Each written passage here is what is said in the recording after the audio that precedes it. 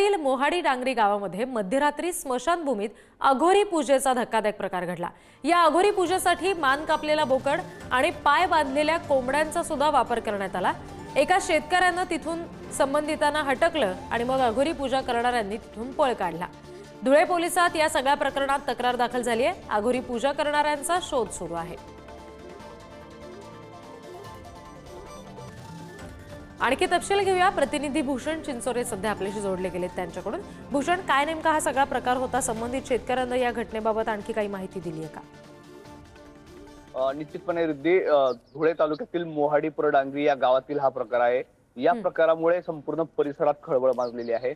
मध्यरात्री स्मशानभूमी या ठिकाणी हा सगळा अघोरी प्रकार सुरू होता। त्या ठिकाणी बोकड, जो मान कापलेला धडा वेगळा केलेला बोकड आढळला आहे, तसंच पाय बांधलेल्या 2 कोंबड्या त्या ठिकाणी आढळल्या आहेत।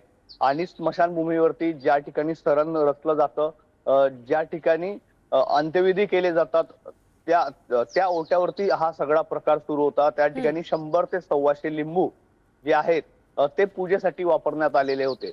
एका शेतकऱ्याने या लोकांना हटकल्यानंतर त्यांनी त्या ठिकाणाहून पळ काढलेला आहे। ग्रामस्थांनी दिलेल्या माहितीनुसार हे जे सगळे अघोरी पूजा करणारे लोक होते, ही 4चाकी वाहनाने त्या ठिकाणी आलेले होते आणि हे परप्रांतीय असल्याची, त्यांच्या भाषेवरून ते परप्रांतीय असल्याची माहिती देखील ग्रामस्थांकडून मिळालेली आहे। पोलीस त्याबाबत आता अधिक तपास करत आहेत।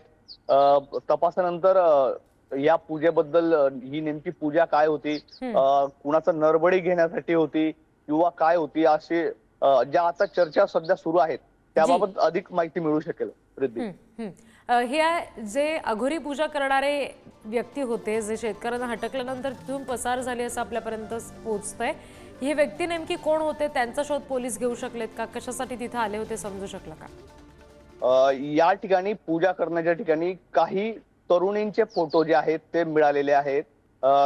काही पोस्टर्स त्या ठिकाणी मिळालेले आहेत। मात्र त्यांच्या भाषेवरून हे व्यक्ती परप्रांतीय असल्याचे, बिहारी असल्याची जी माहिती आहे ती स्थानिक नागरिकांकडून मिळत आहे। मात्र त्याबाबत अद्याप पुष्टी होऊ शकलेली नाही। पोलिसांच्या तपासात त्याबाबत अधिक माहिती उघड होऊ शकेल। रिद्धी जी, निश्चित। भूषण, या प्रकरणात पुढे काय घडतंय याचे तपशील तुमच्याकडून वेळोवेळी घेऊच। तुर्तास धन्यवाद दिलेल्या माहितीसाठी।